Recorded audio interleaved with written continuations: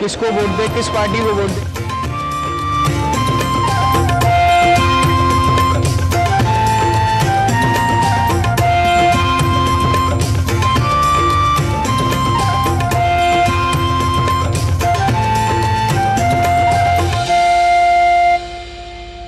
सुप्रभातम, स्वागत है आपका हमारे इस विशेष कार्यक्रम में, जिसमें हम आपके लिए लेकर आते हैं भारतीय ज्ञान परंपरा, जीवन के लिए उपयोगी योग, स्वस्थ जीवन शैली का महत्व और आपको बताते हैं बेहतर स्वास्थ्य पाने के प्रभावशाली उपाय।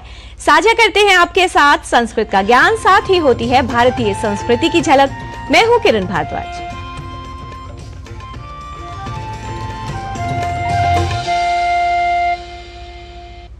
जीवन में आत्मविश्वास का विशेष महत्व है। आत्मविश्वास वो आधार है जो विपत्ति या कठिन समय में हमें सुरक्षा का अनुभव कराता है।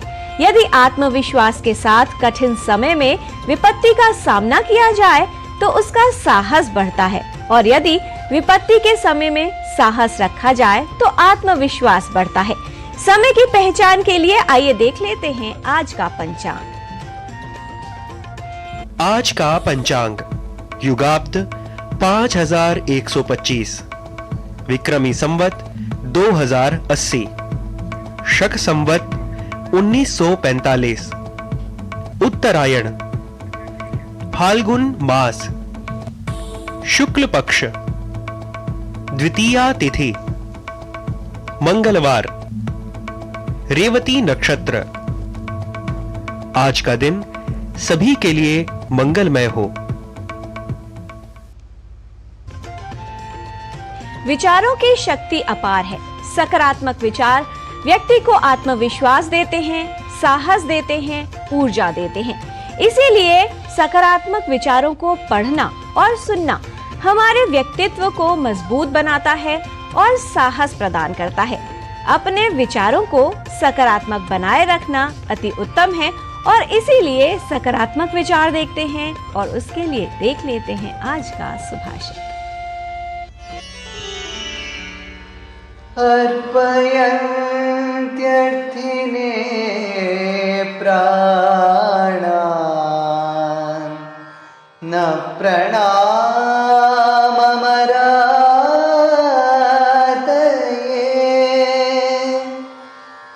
न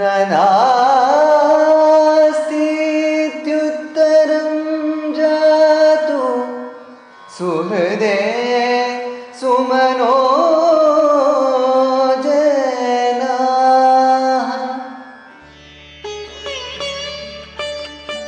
नेक दिल लोग सहायता करने वालों की सहायता के लिए अपने प्राण दे देते हैं, पर दुश्मन के आगे कभी नहीं झुकते, और न ही वे किसी मित्र को न कहते हैं।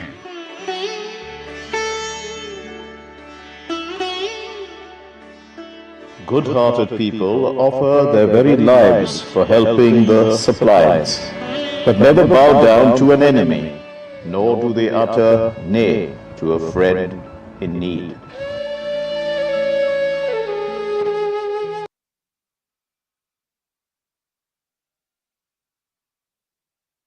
स्रोत हैं सूर्य भगवान। वेदों में भगवान सूर्य को संसार की आत्मा बताया गया है। आज हम आपको दिखाएंगे कोणार्क के सूर्य मंदिर पर आधारित एक रिपोर्ट। ये मंदिर ओडिशा के पुरी जिले में स्थित है और भारतीय प्राचीन वास्तुकला का प्रतीक भी है। इस मंदिर को इस प्रकार बनाया गया है कि सूर्य की पहली किरण पूजा के स्थान और मूर्ति पर पड़ती है। हमारी आस्था से जुड़ा और प्रतीक जो शक्ति का माना जाता है, और सभी लोगों के लिए एक अध्यात्म का प्रतीक है कोणार्क मंदिर। आइए देखते हैं इस पर आधारित हमारी ये विशेष रिपोर्ट।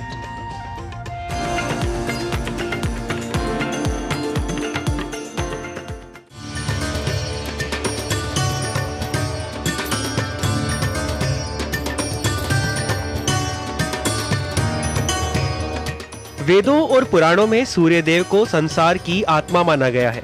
ऋग्वेद के देवताओं में सूर्यदेव का महत्वपूर्ण स्थान है। यजुर्वेद ने चक्षो सूर्यो अजायत कहकर सूर्य को विराट पुरुष का नेत्र माना है। वहीं ब्रह्मवैवर्त पुराण में सूर्य को परमात्मा स्वरूप माना गया है। सनातन परंपरा में ऊर्जा के केंद्र माने जाने वाले सूर्य देव के देश भर में अनेक मंदिर हैं, जो न सिर्फ लोगों की आस्था के लिए बल्कि अपनी भव्यता और दिव्यता के लिए भी जाने जाते हैं। इन्हीं में से एक है ओडिशा राज्य के पुरी जिले में स्थित कोणार्क सूर्य मंदिर। वास्तुकला की दृष्टि से इस मंदिर का निर्माण कलिंग वास्तुकला के अंतर्गत हुआ है।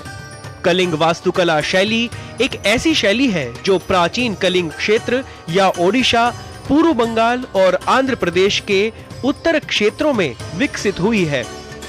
इस मंदिर का निर्माण बलुआ पत्थर और ग्रेनाइट से हुआ है। साथ ही इसका अध्यात्म की दृष्टि से भी विशेष महत्व है। यह मंदिर सूर्य देव को समर्पित है। इस मंदिर को पूर्व दिशा की ओर ऐसे बनाया गया है कि सूरज की पहली किरण मंदिर के प्रवेश द्वार पर पड़ती है। यह मंदिर कलिंग शैली में निर्मित है और इसकी संरचना रथ के आकार की है। रथ में कुल 12 जोड़ी पहिए हैं। एक पहिए का व्यास करीब 3 मीटर है। इन पहियों को धूप कड़ी भी कहते हैं, क्योंकि ये समय बताने का काम करते हैं। इस रथ में 7 छोटे अश्व हैं, जिनको सप्ताह के 7 दिनों का प्रतीक भी माना जाता है। कोणार्क शब्द 2 शब्दों कोण और अर्क से मिलकर बना हुआ है, जिसमें अर्क का अर्थ है सूर्य देव। इस मंदिर में सूर्य देव रथ पर सवार हैं। यह मंदिर जगन्नाथपुरी से प्रायः 35 किलोमीटर की दूरी पर स्थित है। इस मंदिर को वर्ष 1984 में यूनेस्को ने विश्व धरोहर स्थल घोषित किया था। इस स्थान के एक पवित्र तीर्थ होने का उल्लेख कपिल संहिता, ब्रह्म पुराण, भविष्य पुराण, साम पुराण, वराह पुराण आदि में मिलता है। पौराणिक मान्यता के अनुसार श्री कृष्ण के पुत्र सांब को शाप मिलने के कारण कुष्ठ रोग हो गया था, जिससे निजात पाने के लिए सांब ने मित्रवन में चंद्रभागा नदी के संगम पर कोणार्क में 12 वर्षों तक तपस्या की, जिसके बाद सूर्यदेव ने उन्हें इस रोग से मुक्त किया। तब उन्होंने इस स्थान पर सूर्यदेव का मंदिर स्थापित करने का निर्णय लिया और नदी में स्नान करने के समय उन्हें सूर्यदेव की एक प्रतिमा मिली। मान्यता है कि सूर्यदेव की इस प्रतिमा को विश्वकर्मा ने बनाया था। इस मूर्ति को सामने स्थापित किया। सनातन परंपरा में सूर्यदेव को सारे जगत का कर्ता धर्ता कहा गया है। ऋग्वेद के देवताओं में सूर्य का महत्वपूर्ण स्थान है। भारत में हुए G20 शिखर सम्मेलन के समय हमारे प्रधानमंत्री जी ने संयुक्त राज्य अमेरिका के राष्ट्रपति और ब्रिटेन के प्रधानमंत्री को अपने पीछे लगी कोणार्क के सूर्य मंदिर के चक्र की प्रतिकृति से भी परिचित कराया। कहा जाता है कि मंदिर के वास्तुकारों ने धूप घड़ी बनाने के लिए खगोल विज्ञान के अपने ज्ञान का इसमें प्रयोग किया था। इसकी आकृति जटिल गणितीय गणनाओं पर आधारित है, जो पृथ्वी के घूमने, सूरज, चांद और सितारों की गतिविधियों को ध्यान में रखता है। यह पूरे दिन और पूरे साल सूरज की गति को ट्रैक कर सकता है। कोणार्क मंदिर अपनी विशालता, निर्माण सौष्ठव, भारतीय वास्तुकला और मूर्तिकला के समन्वय के लिए अद्वितीय है और उड़ीसा की कलिंग वास्तुकला शैली मूर्तिकलाओं, संस्कृति, दर्शन और आध्यात्मिकता की चरम सीमा को प्रदर्शित करता है। भारतीय ज्ञान परंपरा में यह दिव्य भव्य स्थान हमारे लिए आस्था के साथ साथ हमारी समृद्ध वैज्ञानिक परंपरा का भी केंद्र है। जनेंद्र सिंह की रिपोर्ट, डीडी न्यूज।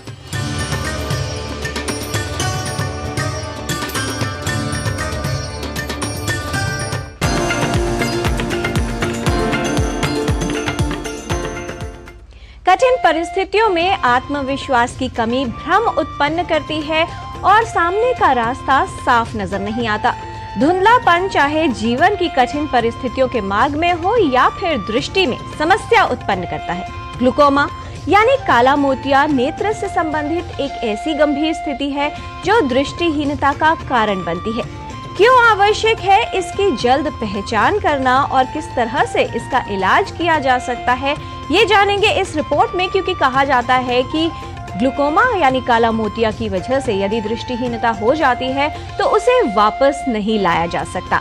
आज विश्व ग्लूकोमा जागरूकता दिवस है। आइए देखते हैं इस पर आधारित हमारी ये विशेष रिपोर्ट।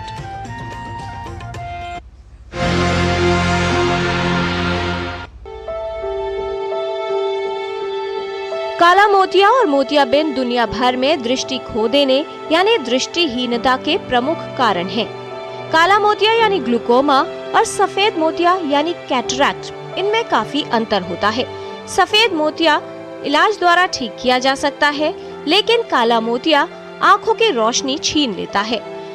आज world glaucoma day unifying the various communities में कि सब लोगों को साथ लेके चला जाए और अवेयरनेस क्रिएट की जाए कि ये बीमारी का डैमेज प्रिवेंटेबल है। तो जनरली 40 साल की उम्र के बाद 1% पॉपुलेशन को 100 में से एक आदमी को काला मोतिया होगा। 60 साल तक 5% को काला मोतिया होगा। 80 साल के बाद 10% को होगा। जैसे उम्र बढ़ती जाती है काला मोतिया का इंसिडेंस बढ़ता जाता है। काला मोतिया में आंख का प्रेशर का दबाव बढ़ने से जो आंख की नस जो दिमाग में सिग्नल करती है वो कमज़ोर हो जाती है और उसकी रोशनी साइड से कम होती रहती है और धीरे धीरे रोशनी 5 से 10 साल में जा सकती है अगर पेशेंट अपना इलाज ना करे। ग्लूकोमा में रिस्क फैक्टर हैं जो 40 साल से ऊपर हैं, जिनकी फैमिली हिस्ट्री, उनके भाई बहन माता पिता को काला मोतिया है, कोई स्टीरॉयड ड्रॉप लेते हैं, कोई चोट लगी हुई है, कोई आंख की सर्जरीज हो चुकी हैं, उनको काला मोतिया होने का शक ज़्यादा रहता है। काला मोतिया के शिकार अधिकतर लोग अपने आंखों की रोशनी खो बैठते हैं। काला मोतिया का सबसे खतरनाक पहलू है कि इस रोग के कारण गई दृष्टि को वापस नहीं लाया जा सकता। काला मोतिया एक ऐसी बीमारी है जो आंखों में दबाव बढ़ने से जुड़ी होती है।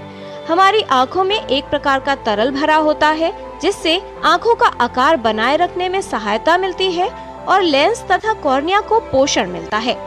ऐसे लोग जिनके आंखों में तरल पदार्थ ठीक से बाहर नहीं निकल पाता, उनकी आंखों के अंदर दबाव बढ़ जाता है और रक्त वाहिकाएं ऑप्टिक नर्व की तरफ बढ़ने लगती हैं।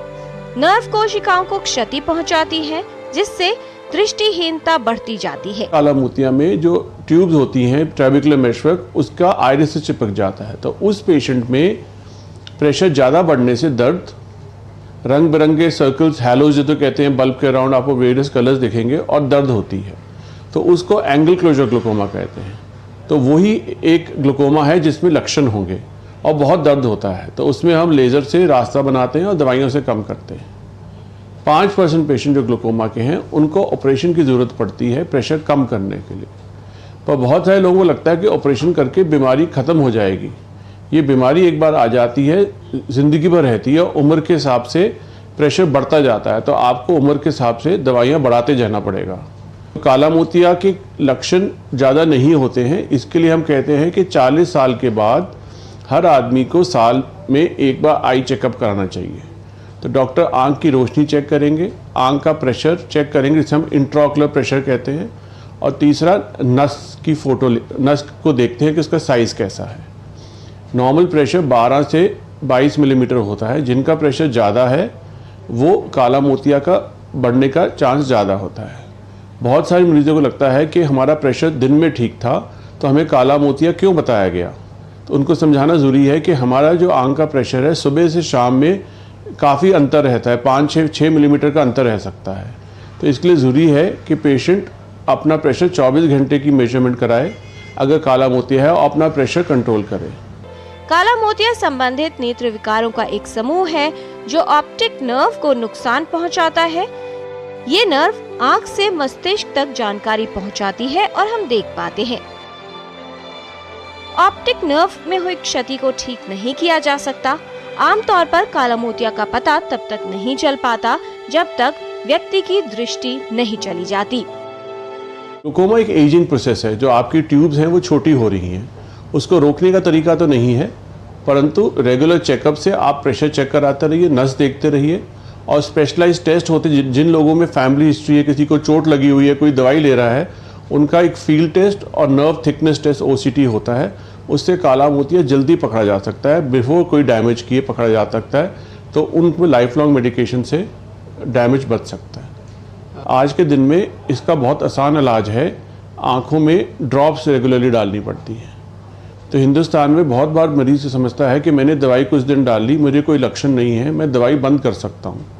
तो सबसे ज़्यादा इम्पॉर्टेंट चीज़ ये है कि मरीज़ को समझाया जाए कि ये दवाई लगातार ज़िंदगी भर डालनी है। आजकल उम्र जैसे बढ़ती जा रही है, 70-80 साल, आदमी की स्टेबिलिटी, हाथ की स्टेबिलिटी कम हो जाती है। तो बहुत सारे काला मोतिया पेशेंट अपने आप दवाई नहीं डाल पाते अपनी आँखों में, भूल जाते हैं। तो इसके लिए काला मोतिया के इलाज में फैमिली को भी यूनाइट करना ज़रूरी है। फैमिली को बताना पड़ेगा कि पेशेंट को याद कराना है या फ़ोन में अलार्म लगाना कि उन्हें टाइम पे दवाई डालनी है, और काफ़ी बार वो दवाई नहीं खुद डाल पाते तो रिश्तेदारों को, फैमिली मेम्बर्स को दवाई डालनी पड़ेगी। काला मोतिया से होने वाली दृष्टिहीनता से बचाव के लिए जरूरी है कि इसका इलाज जल्द शुरू किया जाए। आवश्यक है कि 40 वर्ष की आयु के बाद नियमित रूप से अपनी आंखों की जांच करवाई जाए, जिससे काला मोतिया की जल्द पहचान संभव हो सके। किरण Bhardwaj, DD news.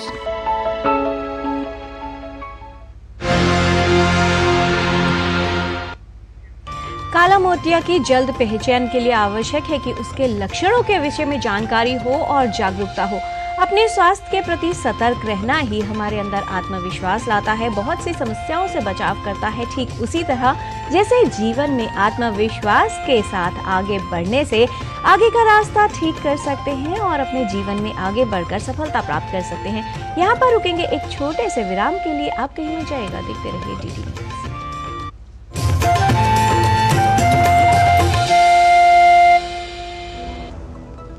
Tech startup solid था, प्लान था कड़क, करना था समथिंग ग्रेट, पर शुरू से प्रॉब्लम्स ने घेरा यूं कि बिजनेस हुआ अपना लम्बेट। बिजनेस गुरु की जरूरत थी खास, सीधे गए SBI स्टार्टअप ब्रांच पे तो खुल गया success. Startup Advisory and Support, SBI Startup Branch पे। चुलबुलापन जिसकी हर बात में भूल जाए, मेरी जैसी मेरी अपनी पताका। पताका चाय, गजब का स्वाद। मैं क्या जी, सब जानते हैं, जहां दिखे मारियो, अपना समझ के खा लियो।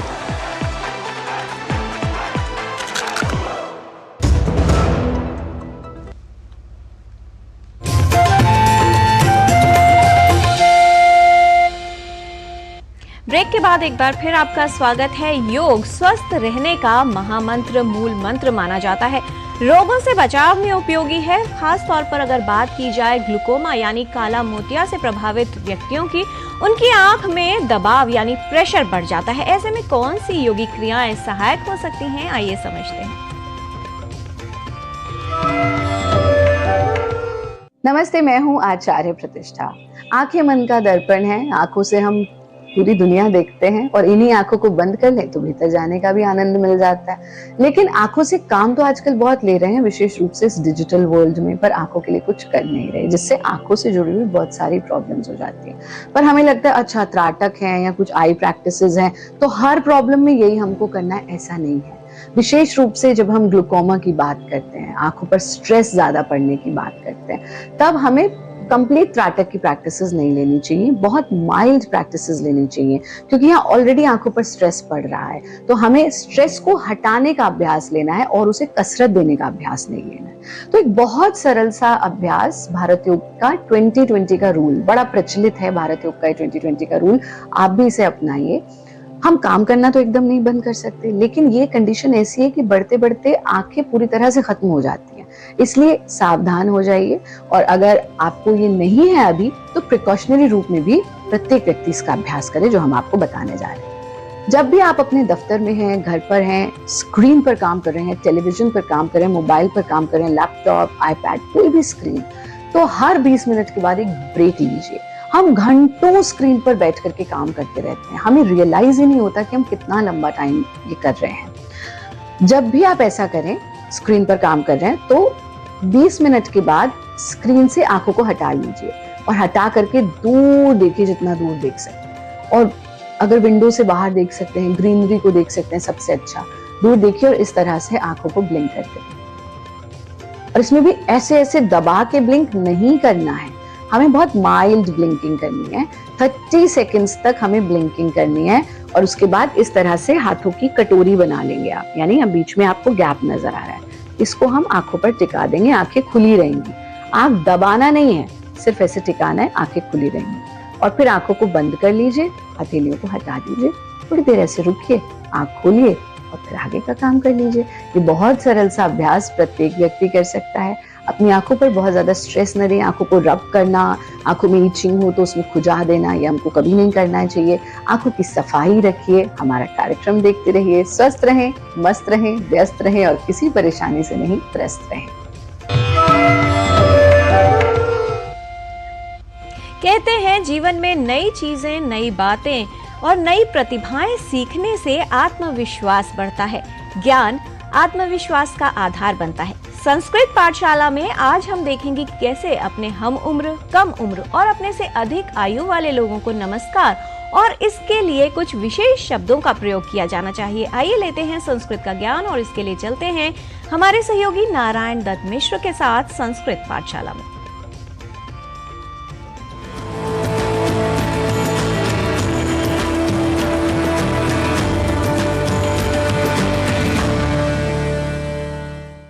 नमो नमः। अहमस्मै नारायण दत्तमिश्रः। स्वागतं च करोमि सर्वेषाम् अहं संस्कृत पाठशालायाम्। नमो नमः, वन्दे, अभिवादये, नमस्यामि, प्रणमामि, प्रणामः, प्रणतिपातः, प्रणतिः इत्यादि शब्दों का जो हम प्रयोग करते हैं नमस्कार के लिए, यह आप सभी जानते हैं।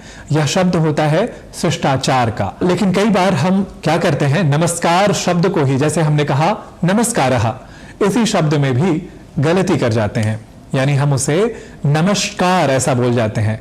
होता दंत्य सकार है, समय जैसा हम बोलते हैं, वह समयः जैसा हम कहते हैं, तो वहां समय का स है। और जब हम नमस्कार जब ऐसा बोल जाते हैं, कई बार आपने सुना होगा बड़े लोग भी ऐसा बोल जाते हैं और कई बार लिख भी जाते हैं नमस्कार, तो जबकि यह शब्द गलत है, होना चाहिए नमस्कार। तो यहाँ शाम वाला जो श है, यानी तालव्य श है, उसे प्रयोग हम नहीं करते, वह अशुद्ध प्रयोग होता है, यह ध्यान देने की बात है। आज हम जान लेते हैं कि कैसे प्रणतिपातः, नमस्कारः, प्रणामः, वंदे, अभिवंदे, अभिवादनम, इन शब्दों के अतिरिक्त भी क्या कुछ और भी शब्द हमें नमस्कार के साथ हमें प्रयोग करने को दिखते हैं? जी हाँ, संस्कृत में हमें ऐसे प्रयोग देखने को मिलते हैं। तो यदि हमें कहना हो तुम्हारे लिए नमस्कार है, तब हम कहेंगे नमः तुभ्यम। और ऐसे भी हम एक शब्द कहते हैं नमस्ते। ते जो शब्द है वो एक विकल्प रूप में इसका प्रयोग होता है तुभ्यम के अर्थ में। तो वहां जब हम एक वचन में, यानी किसी एक व्यक्ति के लिए, अपने मित्र के लिए, जिसे हम तुम शब्द से संबोधित करते हैं, उसे जब नमस्कार करना हो तब हम कहते हैं नमस्ते। और हम उम्र या हमसे छोटे या हमारे मित्रों की मंडली हो और तब सभी को एक साथ नमस्कार करना हो, तब हम कहते हैं नमो वह, यानी तुम सभी के लिए नमस्कार है। इसी तरीके से जब हम बड़े, अपने से बड़े लोगों से मिलें और पुरुषों से मिलें, तब हम कहेंगे नमो भवद्भ्यः। और यदि वह एक व्यक्ति हो, मान लेते हैं आपके पिता हो, आपके गुरु हो, आपके बड़े भाई हो, तो हम कहेंगे नमो भवते। इसी तरह से बात हम, यदि हम कहें कि सामने आपके कोई महिला हो, आपसे बड़ी हो, आचार्या हो, बहन हो, माँ हो, तब हम कहेंगे नमो भवत्यै। और यही जब हम बहुत के अर्थ में करें, बहुत सारी महिलाएं हो, बहुत सारी स्त्रियां हो, बहुत सारी आचार्याएं हो, शिक्षिकाएं हो, तब हम कहेंगे नमो भवतीभ्यः, ऐसा कहेंगे। लेकिन कई बार हम जब अत्यधिक आदर दिखाते हैं, जब हम किसी के प्रति अधिक नतमस्तक होते हैं, किसी के ज्ञान के प्रति, किसी के ऋण के प्रति, तब हम उसे कहते हैं, जब हम उसे नमस्कार करेंगे तब हम उसे अत्यधिक आदर देंगे, तब उसके लिए एक शब्द है अत्र भवान और तत्र भवान। तो जब हम उसे नमस्कार करेंगे तब हम कहेंगे नमः अत्र भवते, संधि कर देंगे तो होगा नमोत्र भवते। और इसी तरीके से नमः तत्र भवते, और संधि करेंगे तो होगा नमो नमस्तत्र भवते। अत्र भवान और तत्र भवान का सीधा सा अर्थ यह है कि यदि वह व्यक्ति आपके ठीक सामने हो तो अत्र भवान, नमः अत्र भवते कहेंगे।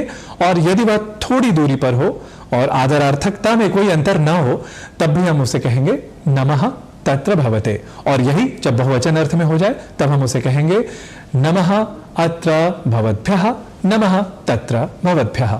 और इसी तरह से स्त्रीलिंग में जब हमें कहना हो तब हम कहेंगे, यानी महिला हो, आचार्याएं हो, तो अब हम कहेंगे नमः अत्र भवतीभ्यः, नमः तत्र भवतीभ्यः।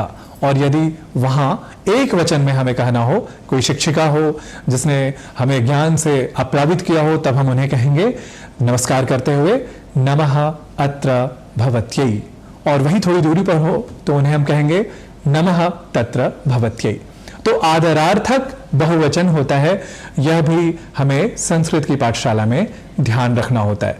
तो आज हमने जाना कि कैसे नमस्कार कहने के लिए हमें अपने से कम उम्र के, अपने से बराबर उम्र के लोगों को किस तरीके से नमस्कार कहने के लिए अपना जो आचार होता है, शिष्टाचार होता है, वहां किन किन शब्दों के साथ परिवर्तन लाना होता है। और कई बार आदरार्थकता में जब हम जाते हैं, आदरार्थकता लाना चाहते हैं, तब संस्कृत के व्याकरण की ओर हमें जाना होता है। यदि आप हिंदी में ऐसा कहेंगे तो आपको लगेगा थोड़ा हास्यास्पद कि कैसे एक व्यक्ति को हम बहुवचन अर्थ में मान सकते हैं, लेकिन फिर भी आप भी ऐसा देखते होंगे कि हम उसे आदर अर्थ में हम कहते हैं यह हमारे शिक्षक हैं, ये हमारे शिक्षक हैं। तो कुछ उसी तरीके से यहाँ पर भी उस अर्थ को हम मान लें तो आप नमः अत्र भवद्भ्यः एक शिक्षक के लिए भी ऐसा कह सकते हैं।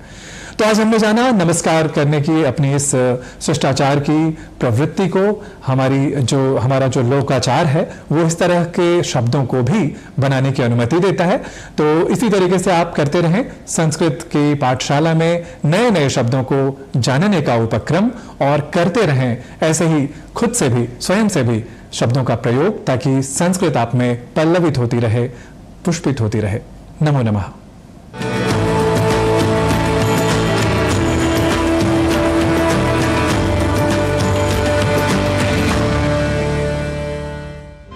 विश्वास मन में हो तो अंधेरों में भी रास्ते मिल ही जाते हैं। साहस भरकर मन में विश्वास रखकर बढ़ते रहो आगे, तो कठिन और असंभव लक्ष्य भी प्राप्त हो ही जाते हैं। अक्सर हम जीवन में इसी बात से डरते हैं कि ये जो कार्य करने जा रहे हैं इसमें सफल होंगे या नहीं, ये ठीक होगा या नहीं। आत्मविश्वास को बढ़ाने के लिए जीवन में वो कार्य अवश्य करें और निरंतर करते रहें जिससे आपको डर लगता है। इससे उसका अनुभव भी प्राप्त होगा और आपका आत्मविश्वास भी बढ़ेगा। आज के कार्यक्रम में फिलहाल इतना ही। हमारी पूरी टीम को दीजिए अनुमति। नमस्कार।